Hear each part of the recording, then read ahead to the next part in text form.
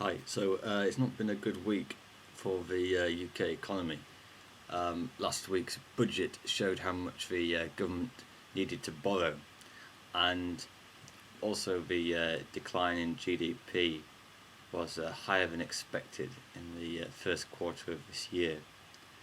And the interesting thing about the budget was how much the government are having to borrow, nearly 12% of GDP, uh, forecast for £175 billion at least, and possibly more. But all this borrowing is mainly because of a collapse in tax receipts because of the recession. Although the government have pursued fiscal expansion, tax cuts of lower VAT, this only takes up a very small percentage of the borrowing.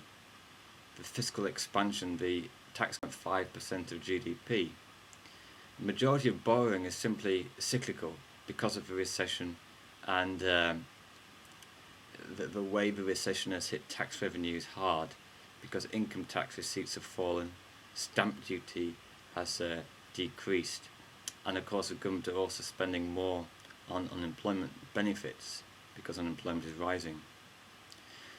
Also, the government had an underlying structural deficit before the recession started. So we were borrowing just under 3% of GDP in 2007, mainly because of the government's ambitious spending plans for education and healthcare, and the large amount of spending on the welfare state. So what it means with a very sharp recession, borrowing has increased very sharply. Now, UK national debt is not the highest in the world, and many countries have a higher debt. But I think the markets have been concerned at the rapid deterioration in borrowing, and this next year's borrowing is likely to be the highest in peacetime, and national debt will increase. So it means that in the future we may be facing difficult spending and tax decisions. The government realised they didn't have any more room for fiscal expansion because they really can't borrow any more than they're planning to.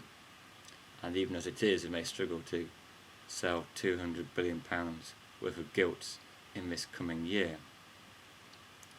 So, going into 2010, in next year, it's likely that the government rely on monetary policy to boost the economy, to boost spending and economic recovery, and fiscal policy will be more neutral. They may have to start reducing the borrowing to prevent the markets getting too concerned at the level of borrowing.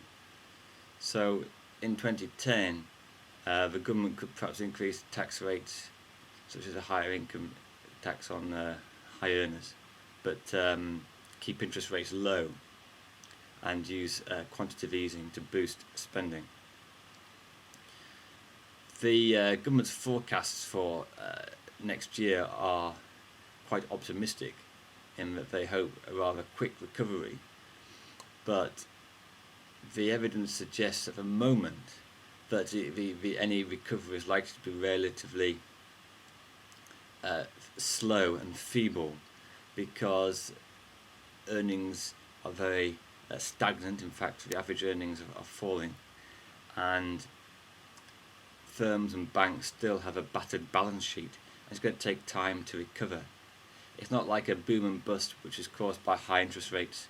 When you cut interest rates and people spend again, there's fundamental issues with balance sheets of banks and households, and so it would take us a long time to recover.